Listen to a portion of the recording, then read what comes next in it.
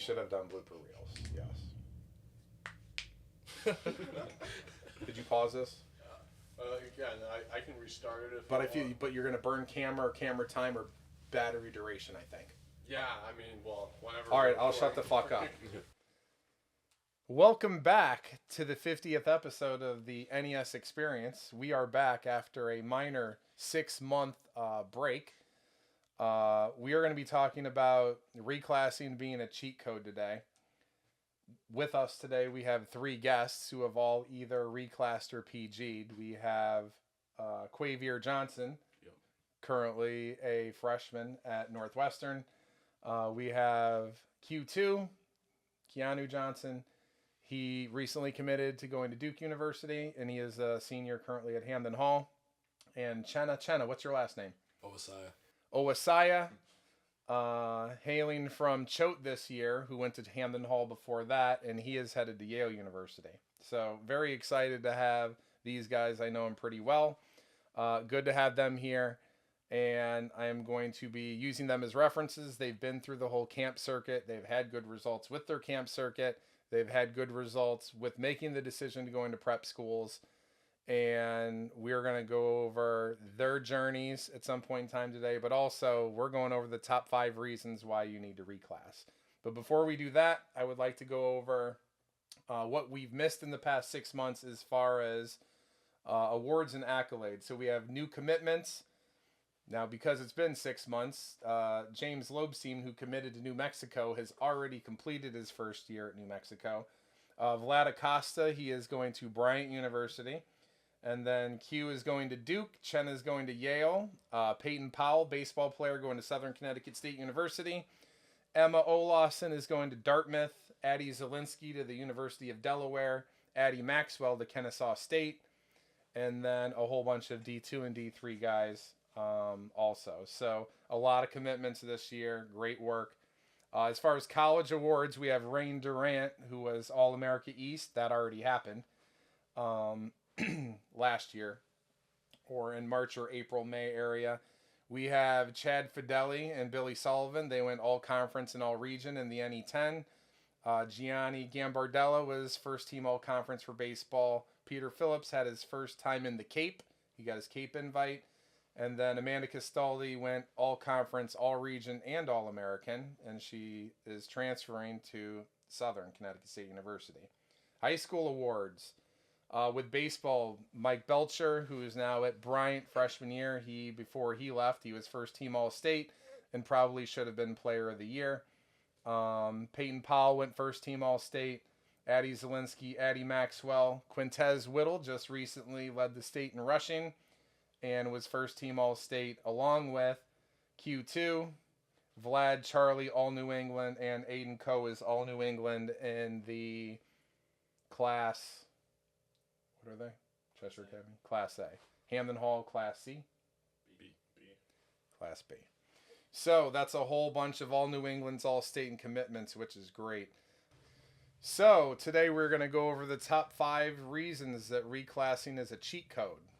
So number 1, and this is an extensive bullet point, but it gives you an extra year to develop.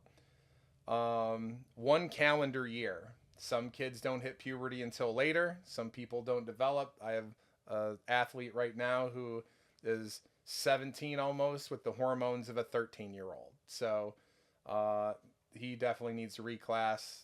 It can't work. It doesn't work all the way, but some guys don't develop until they go into college. But assuming you're spending the right time, or assuming you're spending your time wisely, if you take an extra year to develop, things that can happen is, your speed should improve. So in general, the athletes that come to NES, their 40 goes down from 0.2 of a second into to a half a second. So if you are sitting there as a junior and your 40 time is at a 4.8 and it needs to be a 4.6, and you want to go D1, we know within positions that your 40 time has to meet a threshold.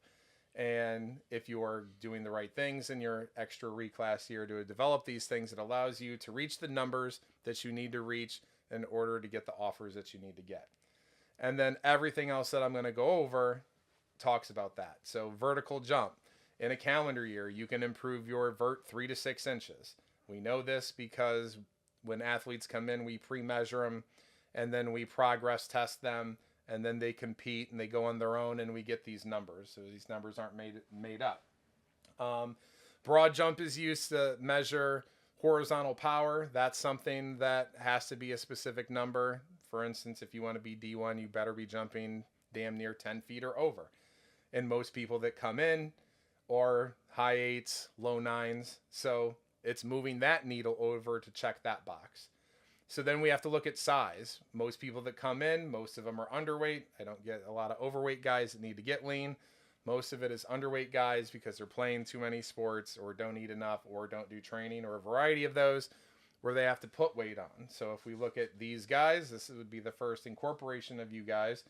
So Q1 was 189 pounds when he started. And then for him to get ready for his camp season, the magic number was 220 or 225. That's drastic, but he gained about 30 pounds in the whole process. That is not normal. But the genetics and then obviously showing up, working hard and all those things. Q2 is somebody, I believe he was 173 when he went in, and his goal was to be around 185. Same genetics, same mom, same vagina. So he only had to what?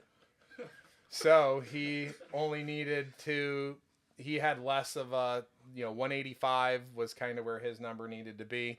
Less of a journey, same thing. Chenna wasn't too skinny and the needle didn't have to be moved that much, but we wanted over 176, I believe, was the real magic number. But depending on your situation, most people need to gain 10 to 30 pounds. And if you don't need to do that, then you're a fatty and you probably need to lose weight. But numbers, this isn't me saying that this is important. This is college schools. Unfortunately, they have a number in their head and they feel that like you need to be that number or you can't compete at that level. But what they don't know is all the people that I prepare aren't really the weight that we say we are. We are fooling you. But they don't need to know that, and they're not going to be listening to that. So it doesn't matter.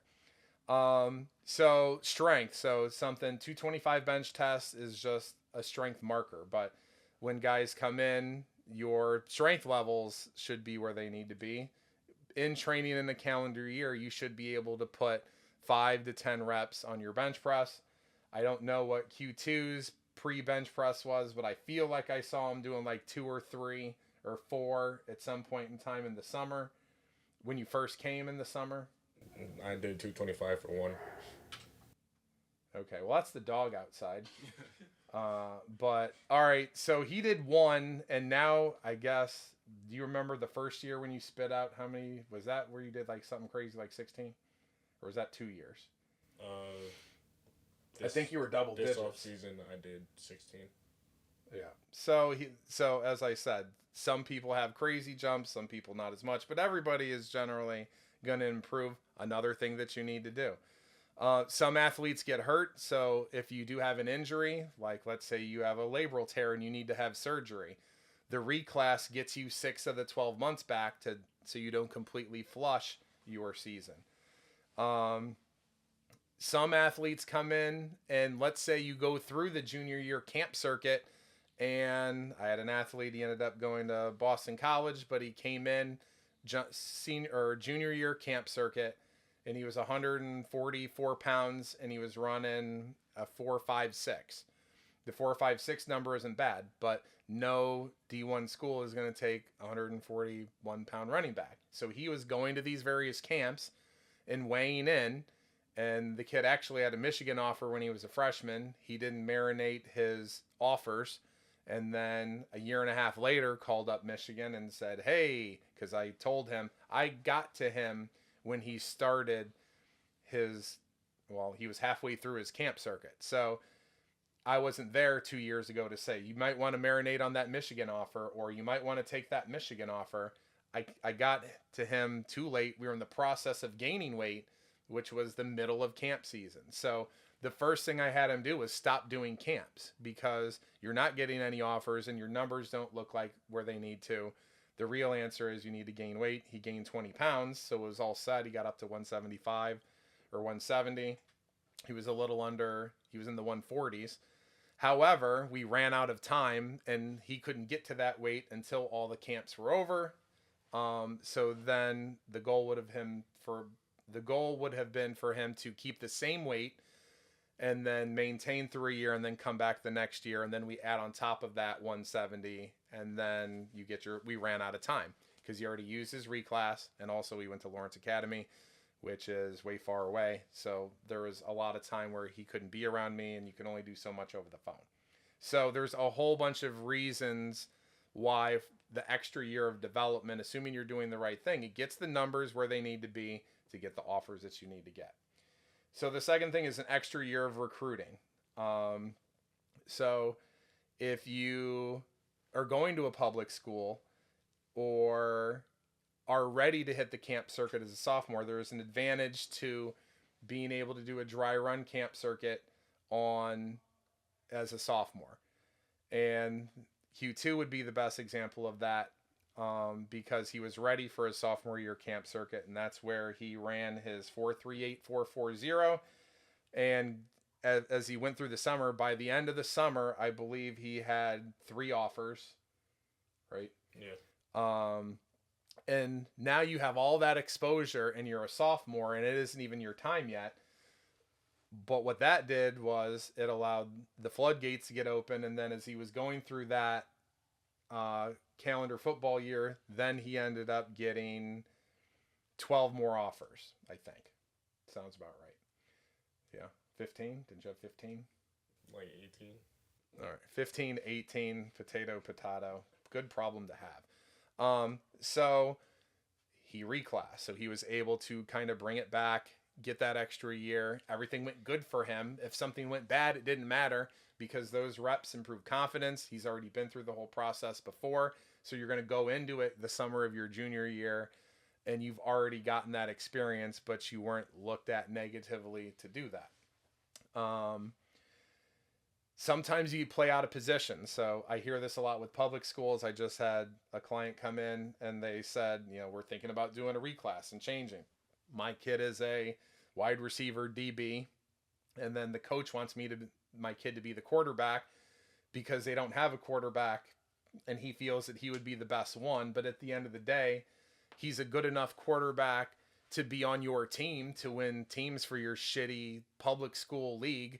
But he's not building anything. No one is going to look at this kid at the college level as a quarterback. He's just good enough to be on the team. So that's a situation. He just wasted a year because they toyed around with this concept.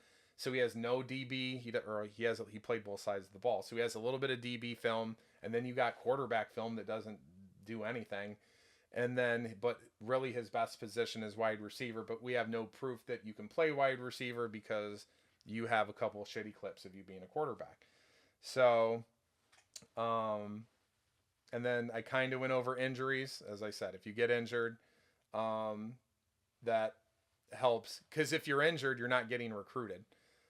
They're not big fans of, unless you've already been recruited, and then they're going to continue to follow you. So that would be number 2. The third one, this is where we're going to open it up a little bit, but you play against better competition. Now, what we don't have is 3 people in the room. You guys didn't really play public school at all. Not high school, public school. But the competition, especially when you're in Connecticut, unfortunately, we don't have football like Texas or Florida. There's individuals in Connecticut that can compete with those guys like the people in the room. But if you look at some of you guys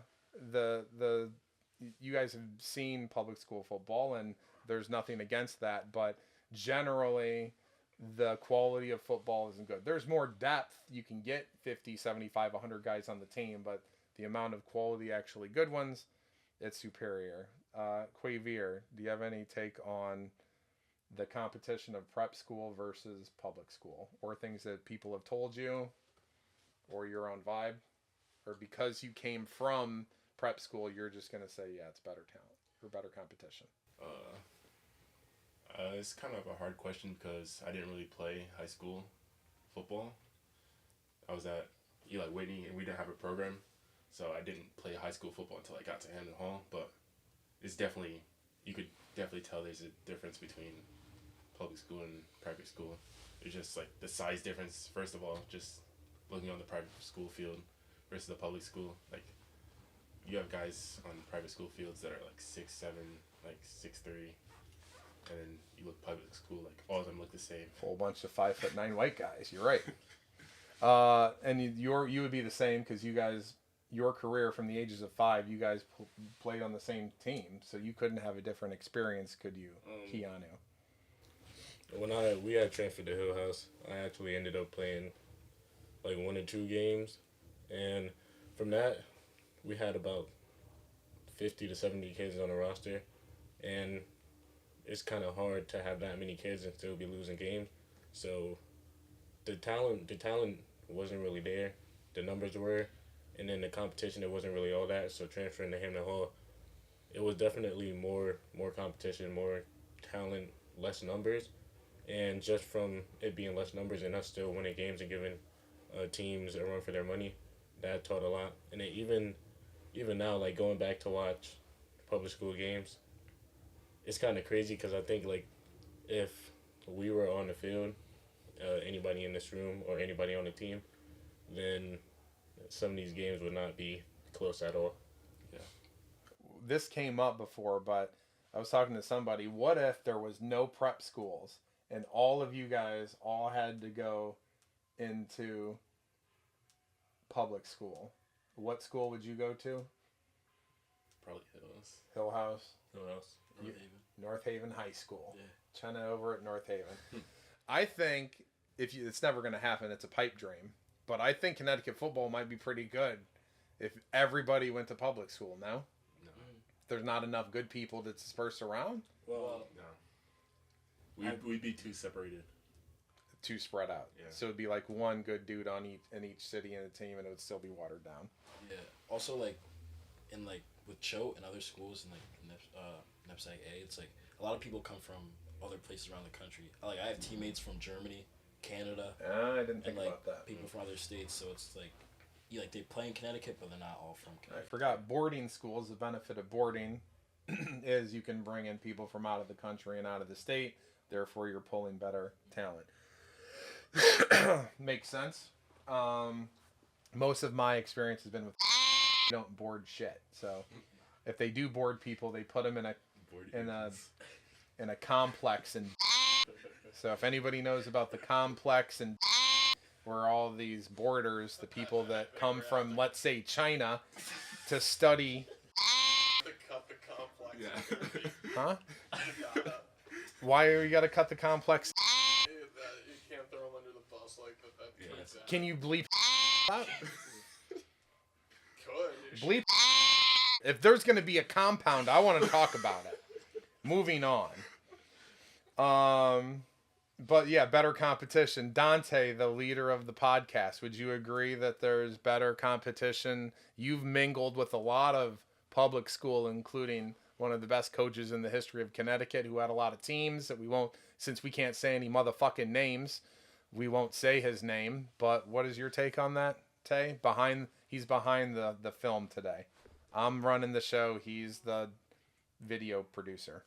Yeah, the competition level's a lot better for sure. In prep school, like I think almost every team had at least 1 or 2 kids going to college that we played, and like in a lot of the public school league, like you'll get lucky if you get like 1 or 2 kids like going to a big D1 school like out of like the FAA or whatever they call it. I don't even remember the name of it. FCAC. So is that shitty music loud enough to completely derail this, or can I continue to go? It's your call. So the 4th bullet point would be the Northeast Prep School Combine. So what I've just been enlightened about 20 minutes ago is that the Northeast Prep School Combine has been going on for 10 years, 20 years. The problem is because I've mostly dealt with Hampton Hall, I've been out of the loop, but we were recently invited last year, or 2 years ago? Last year was the first year, and we were able to have a lot of our athletes get looked at, and some get offers that maybe didn't even deserve to get offered. But the power of prep schools and them having these college coaches go to the prep school and work out in front of you. When you go to a camp with 500 people, they are pre-programmed guys that they are specifically looking at. So when Q2 goes to the UConn camp, and one of my other guys that's at a really low level go to the UConn camp, they both go to the UConn camp, they both perform. The lower level guy pays the money and is just atmosphere, and then he is the one that's actually getting recruited. So that you don't want to have happen. And you don't want to go somewhere to just pay money. So the prep school coach is going to do a better job at reaching out, and they have more college connections, which goes into 4 and 5, which is the prep school combine and the prep school coach. Those are the two biggest pieces, in my opinion, and everybody, because all of you guys, to get to where you were required a coach for the most part. Now, curious, you two, clearly I know your high school coach very well, but Chenna, how much did your coach Reno?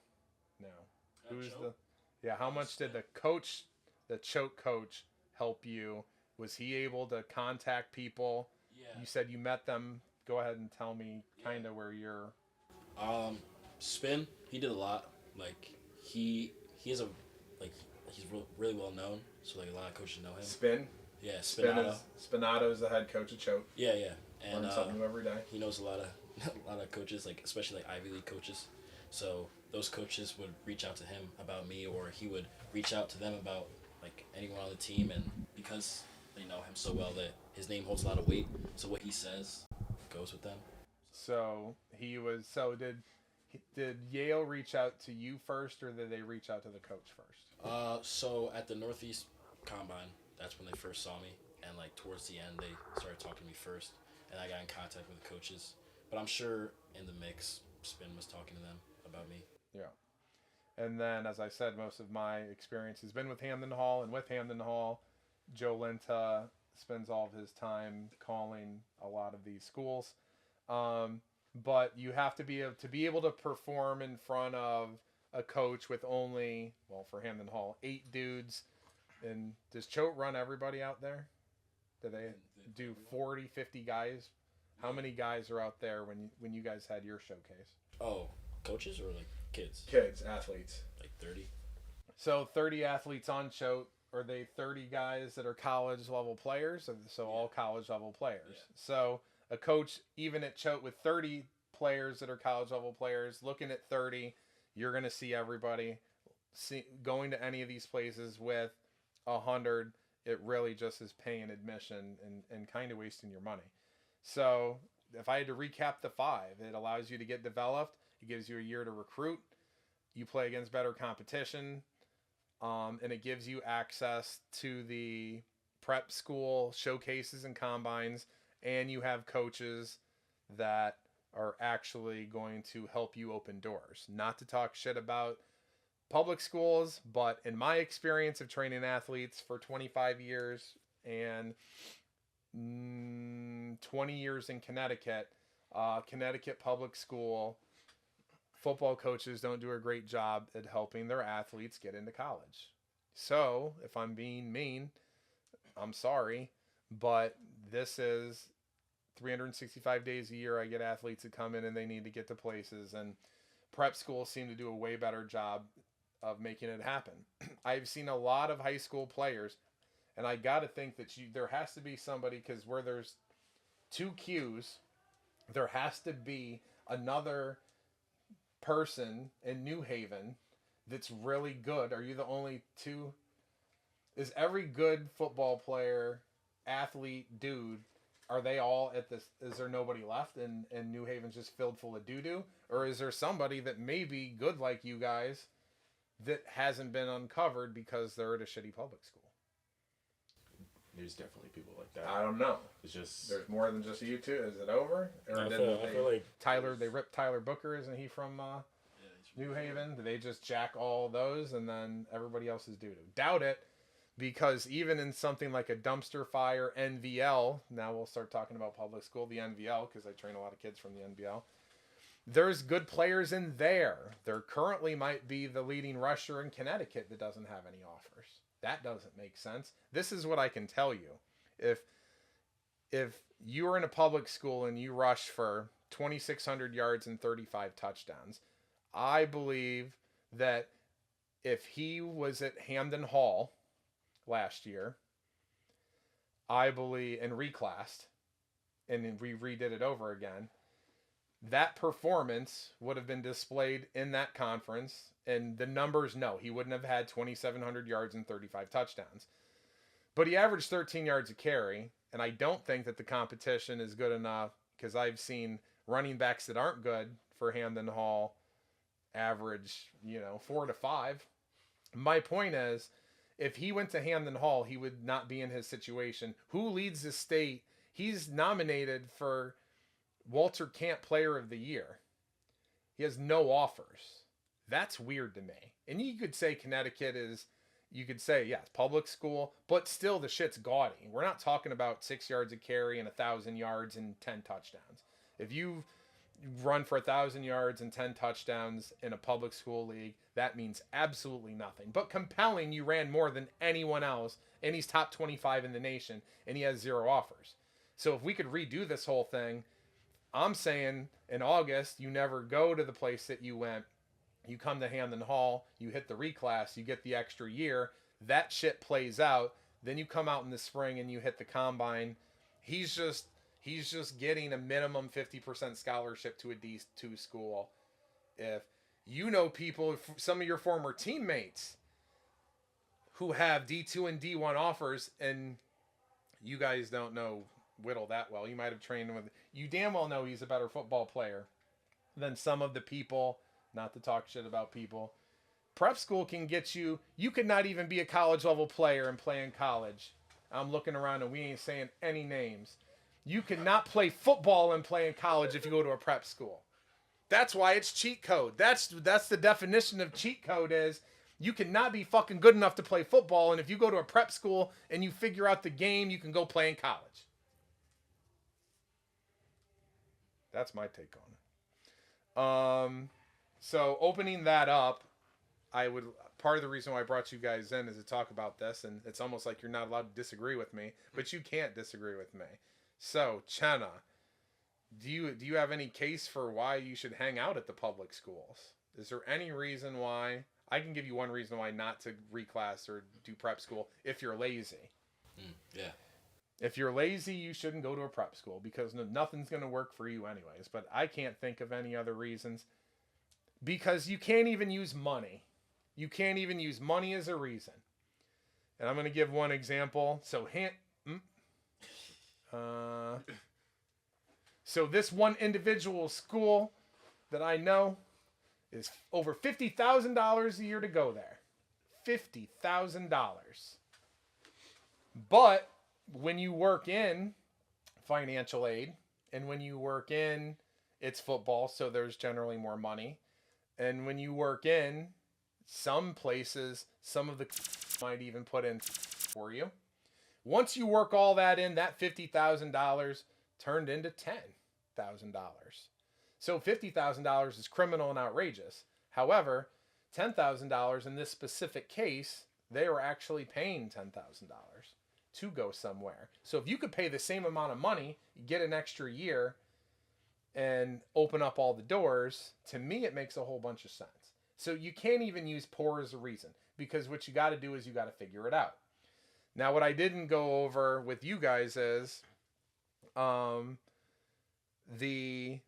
process and the path. So you two, Q1 and Q2, and I'm going to kind of I'm going to give you guys a tutorial, but they started playing at 5.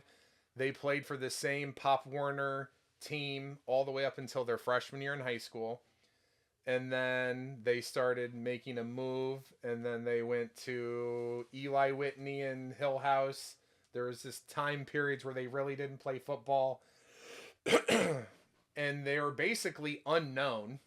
I mean, in big picture, completely went from unknown, and finally they were able to, who's the guy that we love more than anything? Who's the guy that said maybe you should go to Hamden Hall? Coach Cal. Coach Calvin. Coach Calvin comes in and saves their life because I believe that if you stayed at Hill House or any of those other places, you would have done good. But I don't know. Does Hill House draw? Does Hill House dudes go D1? Not for a couple years. No. I believe that you guys wouldn't be where you're at if you didn't make the move. And you guys needed that year. Q1 needed the year more than anybody because he was a year older. The reclass gave him the jump to set everything up, and yours ended up working out great. We're running out of time, and there was time lost. You guys went in through COVID, so I think that's part of the reason why everything got messed up. So that gave you guys the lifeline to extend your career to kind of, get developed and have it all work out. So Chenna, I interjected. I said, why don't you answer this question? And then I ended up stepping in and answering it. So reasons why are you pro reclass? Chenna, be honest. Am I pro reclass? Yeah, definitely. 100%. Especially if you're like really committed to your sport. I mean, there's no negatives. You get another year. You get to get bigger, stronger, faster, do everything that you need to do. Yeah, what we didn't go over is your unique story. So you were at Hamden Hall since what year? 3rd grade. 3rd grade. So he kind of started in prep school. His path was he was a soccer player. He played soccer his freshman year and sophomore year. I mean, were you good? Yeah. Really good? I mean, kind of, yeah. Good enough to play in college? Probably like D3. He was a soccer player in freshman year and sophomore year. Because Hamden Hall has not a lot of people, what we end up doing is we try and poach people from other teams, and then somebody went to Chenna. There's always a need for a kicker. And typically you pull your soccer players to be your kicker. Chenna went out, quit soccer, wanted to be a football player. Spent a lot of time on the sidelines talking to him because he would never go out there. Nope. He officially kicked how many field goals? 0. Field goal, 0. How many attempts? 0. How many extra points? I'd say a fair amount. Probably over 10. Extra points? Yes. Yeah. Yeah. Great work, Chenna. So Chenna was at his junior year. He decided to be a kicker. We just needed the extra points. We didn't mess with field goals. So he gets out of that year and he says, I want to play college football.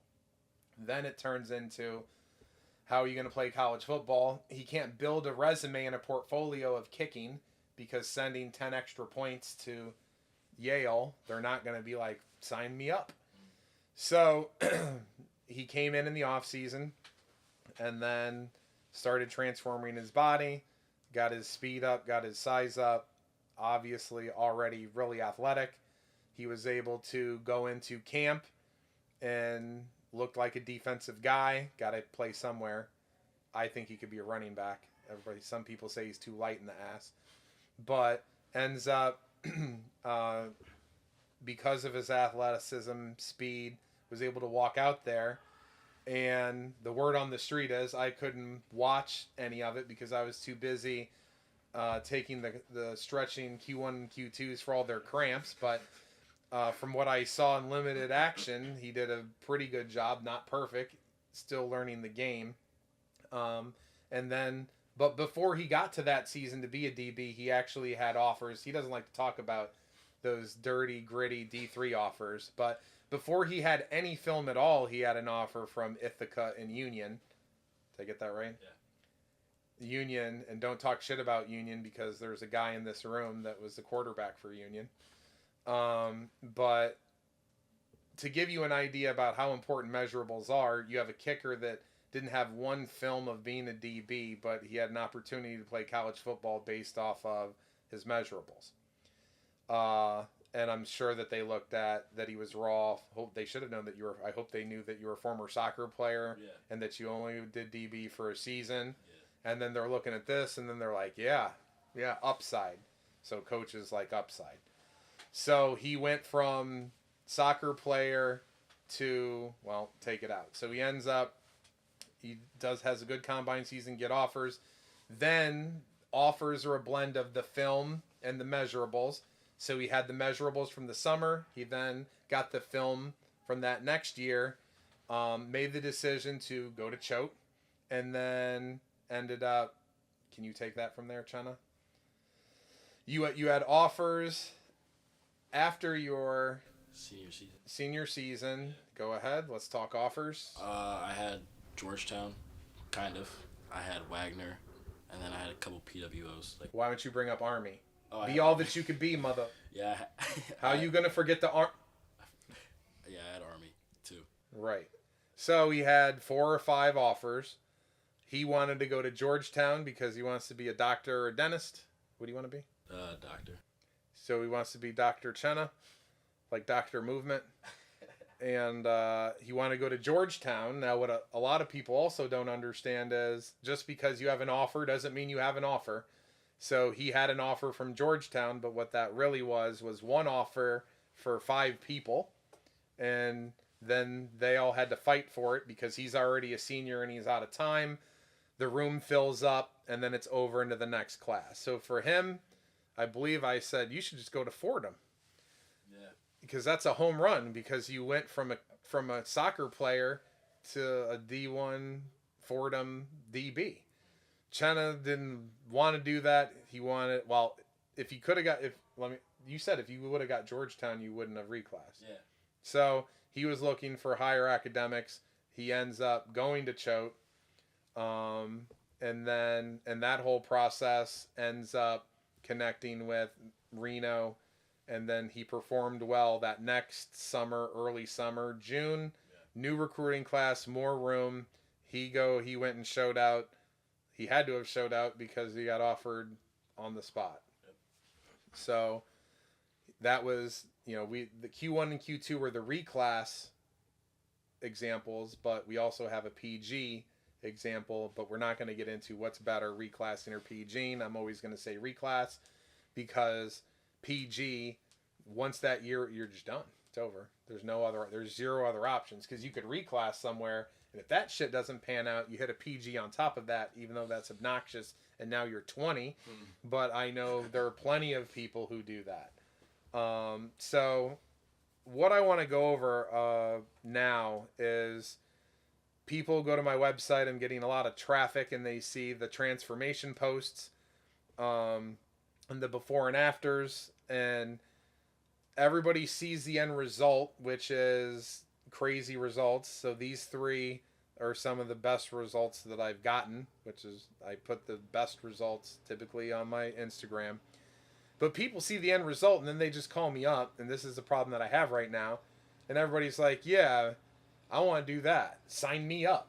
So everybody's like, it's easy. Just sign me up, and I'm going to do the same thing. And the problem is, it's not that easy. And where I think that you guys get sold short on is the journey and the process of the transformation, which is exhausting depending on who you are and what you do. And for you guys are already genetically been gifted some good shit. But even though you've been gifted that genetic good shit, it's still hard. So whether you got good genetics or bad genetics, honestly, it is going to be harder for somebody with, completely shitty genetics. But it could still happen. I'm not going to name any names on the people with shit genetics that are somehow playing college football now. That's great. But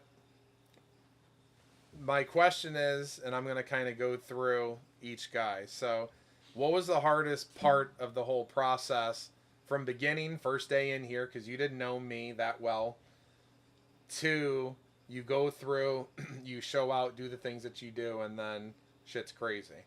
So, Chenna, what was the hardest part of that whole process? I think I know what it is, but I'm curious on what you'll have to say. I kind of got 2. So, coming in, first day, Ned's very, I'd say Ned's a very animated person. So yeah, y'all can cuss, motherfucker. Go ahead. You're trying to learn. Just do your shit. You're trying to learn all the new stuff, and Ned's getting on your ass all the time. You mess up a little bit, he just spazzes out. Yeah, loses it. Unmedicated Ned. Yeah, loses it pretty fast, and trying to get the hang of everything and getting comfortable. That's kind of hard. And then something else for me, especially like trying to gain the weight, like eating all the food and stuff like that. That's definitely underrated when people talk about like getting like results. The tough thing is food is the driving force, and if I have to project what Q1, he might bring food up also, maybe not, but food is the driving force that puts anything. If you want to be faster, you got to eat more, unless you're fatty. If you want to be stronger, you got to eat more. If you want to be faster, you're going to be faster at a heavier weight. If you want to jump higher, you got to weigh more.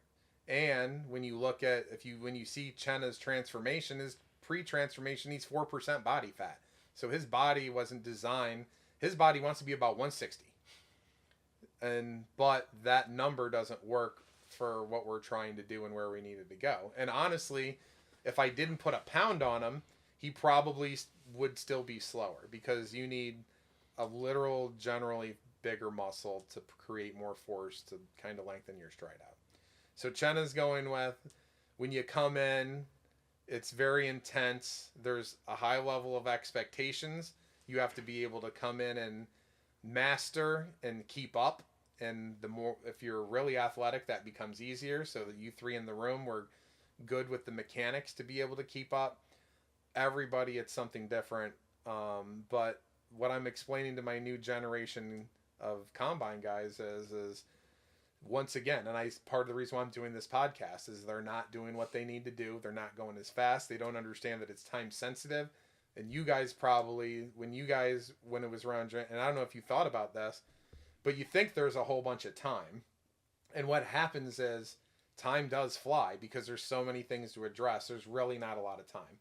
And that's why it's good to get in November, December. Public school is still chilling right now. They're still not here. My prep schools have been back for 6 weeks, and I have some guys up 5 to 7 pounds strength increase, already getting faster. We got the jump.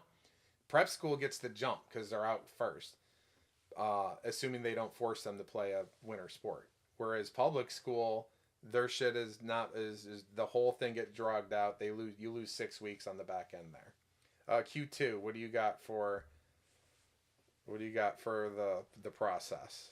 Hardest part. The first year, because you've been through 2. I got a couple things. One, staying healthy. So having to deal with like injuries, and then getting connections to like physical therapists, and actually like going and getting the help that you need to treatment to be 100%. And then also not watching what everybody else is doing. So, knowing that like you're on your own path, and you just can't stay focused on the person next to you. Everybody is doing their own thing. Like somebody may be lifting a heavier weight. Like, don't try and go up to their weight. Do what you have to do to get better, because that's what it takes. And then also, I'll say trust in the process. That's probably the biggest thing, because with Ned coming in, you're basically putting your life in his hands, your life and your future. And it may be nerve-wracking at first, because you're looking at me and you're like, how is this Humpty Dumpty potato head mother how does he know anything about making somebody faster? This dude can't even run to his car. No, not even that. Just there's a lot of nerves that come with it. So letting Ned do his job and then putting your all into him and him putting his all into you, I feel like that you build a connection, and then that just helps further down the line getting to where you want to go. Qayvier.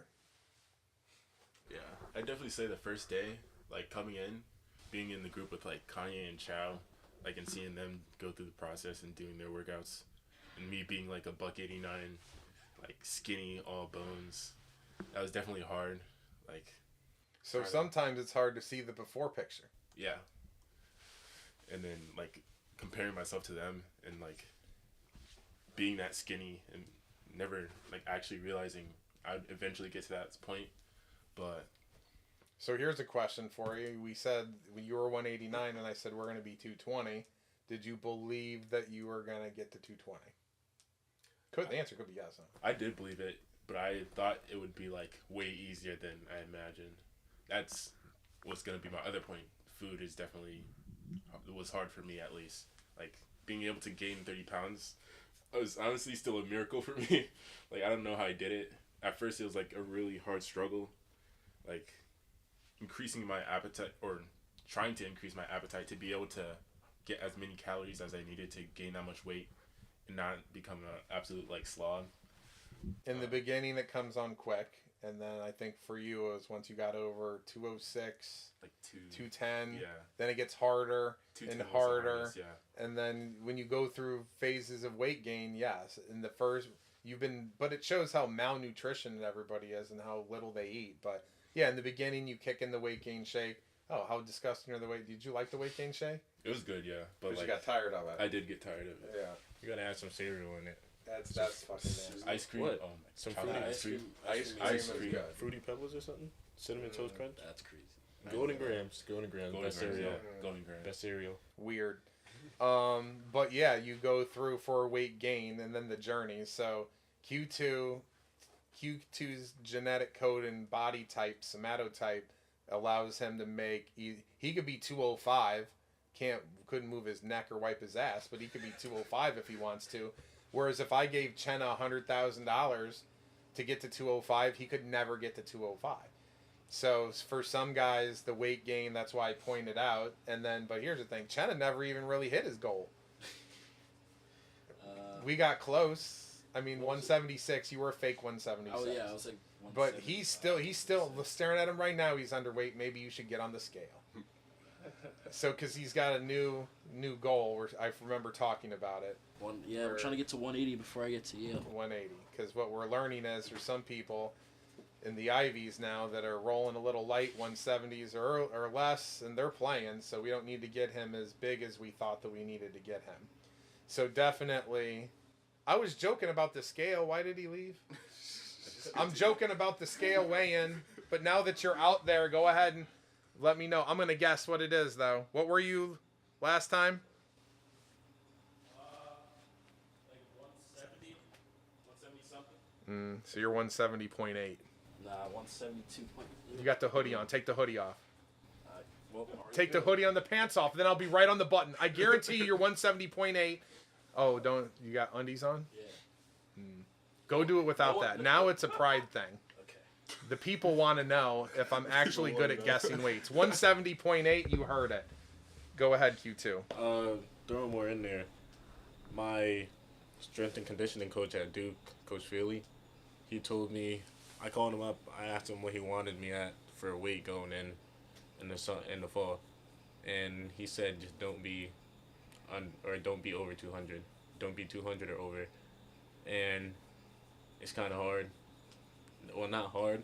Yeah, because you can put on lean mass so easy. Just I'm already at 197, 198. I'm already at 190, 195, 196, 197. Yeah. So it's like, Huh? yo, well he's subbing. He mad because I got a box of Great Value Swiss rolls instead of the OG ones. He got the OGs. I got the Great Value. What's better? Doesn't matter. Little Debbie. Like, Yeah, I know. I don't know. Great Value's nasty. That's exactly. that Walmart That's what I'm shit. saying. I don't know. I haven't. I will say though, the Buddy bars at Aldi are better than the Nutty bars from Little Debbie. That's the only situation that I don't know how that's possible. Sometimes the off Buddy bar, I think they're called Buddy bars. But I've had knockoff Swiss rolls, and they're doo-doo compared to the Little Debbie Swiss roll. You put your nutty bars in the fridge. Yeah. Yeah. Yep, I'm there with that. All right, we covered the Nutty bars. All right, so 170.6. 170.6. 0.20. This dude had a hat on, a sweatshirt, and pants, and I was just staring at him, and I said 170.8. We don't even need a scale, because I'm off. I pulled one on Loeb's girlfriend. He was like, how much, what is she? I'm like, 116. And she was like, I'm like, am I right? He's like, bang. So, all right, so what I want to do is, I kind of went over everybody, but this is the open portion. Went with the first question. The next one, because Ned sometimes can get a little feisty, so I want to go with. Can you remember the time you were most mad at Ned? and this has to be raw and unedited. The time you're most mad at Ned. Who wants to go first? Chenna's had the most time to think about it. So, because I told Chenna this question an hour ago. The most time. When were you most mad at Ned? I probably won't even remember. I think the time I was most mad at Ned was, so me, Chris Ryder, and Kanye were here a little early, and there was a vacuum. There was a vacuum that Ned wanted us to clean the floors with, and mind you, this vacuum's from 1960. It literally has a bag. It's like one of the first vacuums ever made. So I think me, Chris, one of us, we scooped up a rock or something, and then we scooped up a rock, broke the vacuum. We broke the vacuum, and Ned exploded in the session, and then he actually brought us into the room. The only time I've ever been brought into the room before, and just motherfucked us for about 10 minutes straight about how much the vacuum cost, how he needs this vacuum, let me hear all of it. So, yeah. My rebuttal is the vacuum I bought on Amazon 3 months before they used it. It does look like a 1970s vacuum. I don't understand why, but it's a commercial vacuum Orac with the 4.7 rating. And you know I told them about the 4.7 rating on Amazon. And they weren't fake reviews. I went through all of them. Then these motherfuckers were just, oh, rock? Yo, you see that golf ball? See it, the golf ball. You can suck the golf ball up. Shit, it can't. Ned, vacuum's broke. Here's the crazy thing. The vacuum's still there and people use it and it's not broke. But that was that wasn't a great day for Ned.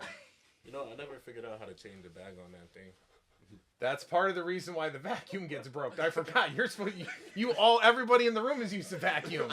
So bags fill up and you got to empty the bag. Once you keep going, where do you think all the stuff in the bag goes? It just it doesn't disappear. But what it does do, so those times when you turn it open and shit flies out, have you ever had that? That's because the bag's filled. So it's got to go somewhere so it explodes like you can beep out on the recording. All right, good one. Q2. I think there's 2 times. There was one time where I was supposed to go to the field for something, to do some 40s or some field work, and then I ended up not having a ride. So my brother calls me, and he hands Ned the phone, and Ned just starts going off, spazzing, and I'm like, what the fuck? So I start going back and forth with Ned. So then we're both fucking just pissed off. And then another time. Hold on. Let me rebuttal. Let me add to that too. Whatever that was, I don't quite remember it, but I definitely. Was your dad in the car? Yeah, our dad was. That was like. The only time our dad was mad. Now I'm mad. So the only time their father has ever been mad at me was this day, and the answer is. Whatever, we were doing field work, so those normally come on a Saturday or a vacate holiday. Mm-hmm. And we have to get outside because we can do 80% of what we need to do inside, but the other 20% we need to do outside. And because it is a Saturday or an off day, I'm just rolling out there, which means for the new group of combine people, never miss a Saturday. Dante, you remember Saturdays? Oh, yeah. They're very important. We're out there for hours. We get a lot done. It's necessary. We got to do it. He hit the no-show button. And then he made another mistake. I think I'm still mad about this. Show. Late. Just showed late. Yeah, I was just a little bit late. And don't ever have me on speakerphone. So we got Dad mad at me. Not even my fault. Anyways, but I was hot. That's a good one. Qayvier. I honestly don't have that many. So when I thought about this, I was like, he shouldn't be mad at me because I maybe have yelled at you one time. What was that one time? I don't know. I have to assume because I yell so much that I know I yelled at you one time, but I don't know what it is. So you shouldn't have anything. The only time I get pissed at you, there was 1 week, like 2 weeks after I committed. It was a Saturday. We were doing footwork, motion drills. And then you were like, that was when I still had my fucking rinky-dink ass shoes with no grip on the bottom. Oh yeah. I was doing the drills, and you're like, I literally couldn't plant my foot. Did you have cleats on? No, but you're in here. Oh yeah.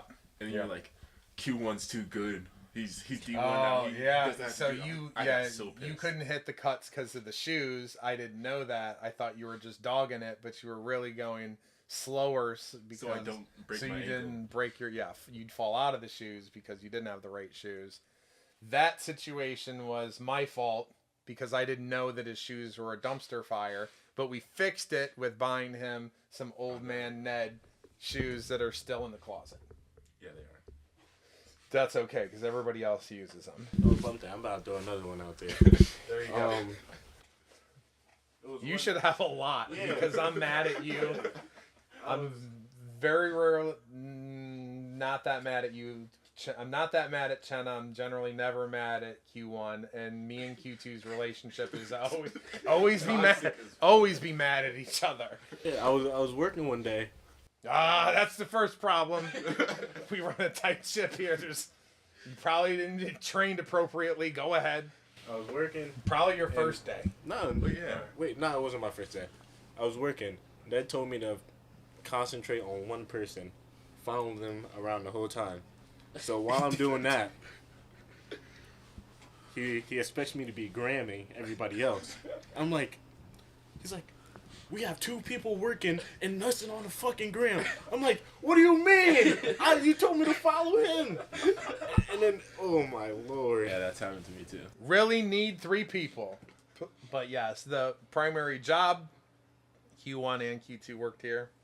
The primary job for a new coach is to take the new guy or the new athlete and basically hold their hand and walk them through everything. So the easiest thing to do is say, you focus on that person and then I take everybody else. Then that happens. But that really means handle that person and do the gramming in both of them. But I always forget to tell, don't worry, because TikTok just got screamed at because she focused on every single person who's ever came in here.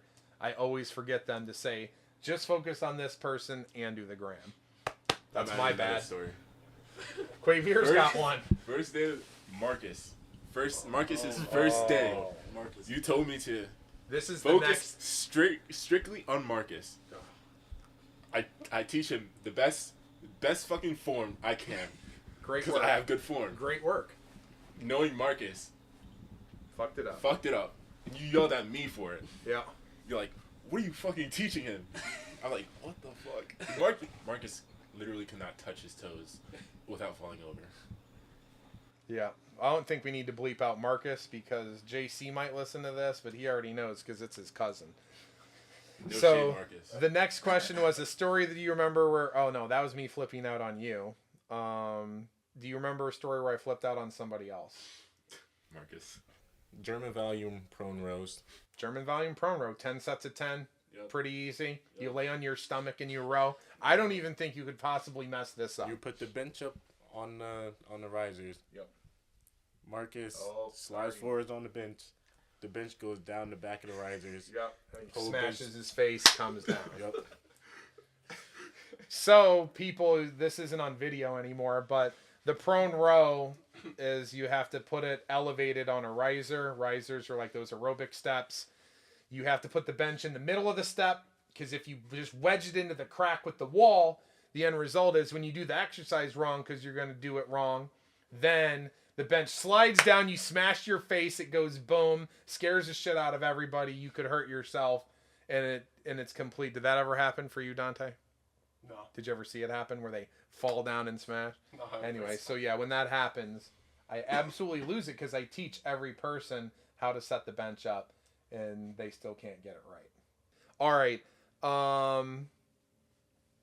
How long did it take you, Chenna, to believe that the training works?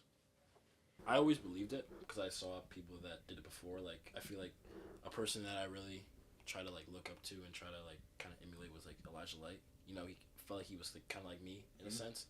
But it's definitely hard when you're in-house to see your progress, I feel like, as you go along. It feels sometimes like you're going backwards. Yeah, sometimes because I'm flipping the fuck out on you. Sometimes you feel like you're going backwards, or sometimes, like, we don't test all the time, so you kind of just feel like the same. But then when you test, it's funny. And then I'm beating you up, and then you're feeling slower because you're so sore from all the stuff we're doing in the weight room. Or it's like a download week, and you're not performing the same way. It's like sometimes you come in, you go for a start, and it's just. And if I do test you and it's not great, and then because sometimes we know, well, you guys know this now, that depending on how your body feels is going to determine. Qayvier, if we did your vert right now, what would it be? Ballpark. Probably like 36. 36. 36 right now? What was your max? 38. Yeah, you got it. My projection would be about 34. I mean, we'll find out. I think we won't have enough time. Q2? I mean, I believed it. I saw people you train. You know, they all had good things to say. You guys had the benefit that, so if you look at when I first brought you guys out, what I thought I was going to see was I saw better than what I thought would happen. So you guys came out and you were like mid 4.5, 4.53, 4.51. You were 4.67, no, 4.63. No, I think it was like 4.7 for you. I don't know, but when you hit a 4.68. Yeah. Because I knew when I saw the 4.68, one of them was a 4.68, and for you, Linta said that you had to be between a 4.7 and a 4.8. So we were already good. You were already on your path, and did you come in later? Yeah, I came in like January, I think. He came in later, Yeah, so everything was on time. You were trying to figure out who to train, and then we got recommended Chenna. Between me and Tooch. Chenna, I don't even remember how you got here. What do you mean? Somebody told you? Yeah, Chris Ryder told me. Gotcha. So you guys saw results, and Chenna started at a higher point. It's not like he was coming in like Mouse at a 5 flat. So, but some people, I can't control when it's going to happen. Some people it happens early. Maybe we can say that the more athletic people pick up on it quicker and everything turns quicker. But last year, somebody like Strouser, well, you were around all of us, and it was like the 4.82. And Chase was somebody. Remember, they were stuck. I don't know. They were stuck in the 4.8s, and then Chase was stuck at a 4.75. Yeah. And then you said there's no way that he's going to run a 4.6. I did say that. And then, but every time, so then Chase figures it out on time and gets there. But Strouser was, the panicking, freaking out, and really only hit his number once. It was the first one, he hit the 4.67, and then his brain and his tight wiredness, once he hit the 6 other combines after that, he couldn't turn it over and recover his body quick enough. But I think another thing that we have in common, like besides our athleticism, is like we all didn't really play high school football at public school or anywhere else. Like where you came in here like clean slate, so yeah, we didn't have any bad habits to like break. Well, I will add into this is I believe part of the reason why you guys got good results is because you didn't go to any other performance facilities and you didn't have any bad habits. You had no imbalances because I have athletes that come in, I'm going to work out on my own for 3 years, blow my back out, and then come to net. I have that going on right now. But, yeah, I think it does help that you were a clean slate, not bad habits, no imbalances. The only problems were your knee because you never got Q2's knee because he never got his tendonitis taken care of in season. He had 6 months of tendonitis that turned into tendinosis, which is something that we still to this day have all had to kind of work around. Favorite exercise, Qayvier? Bulgarians. That What? no one ever says Bulgarians. Bulgarians are the best. So I actually, and my reason for his, it is my favorite exercise, even though this is about, and my least favorite. So it's my favorite exercise the next day because just walking around and hurting to sit on the toilet, it's that instantaneous, like I fucking worked hard. And Dante, you've been doing Bulgarians. During the process, they're absolutely miserable, and if you've never done them, you just get gassed. It's cardio. It's my cardio. But Bulgarians, for his favorite Q2, it can be movement also. Your favorite should be moving around because you move around better than anybody else. Any of the movement is probably my favorite because it just feels natural. Hey, what it comes easy to you makes sense. Chenna? I like a good fast leg series. More running mechanics because you all move around good. Least favorite? Qayvier? Max VA skip. I still don't know how to do it. Still can't do it right. Shouldn't even do it anymore. Max Honestly. VA skip. Okay. There's everything, every time you come in here, I know what it is. You should already know the answer because you always want audibles on what you do, Q2. Wait, prone rows? You hate prone rows? It's got to be prone row. Yeah, but it'd be annoying, like 10 by... I know. It's just exhausting. I love You hate prone rows. There's got to be another one because I feel like all the time you're like, nah, I ain't feeling that. What else you got? Or is it only prone row and it just happens every 10 days and that's why I always... I mean, I don't like prone rows. Any lower body. What? Damn, he said any legs. His brother said anything to do with legs. Yeah, bro. My legs may be small, but they're powerful. They don't want to admit it.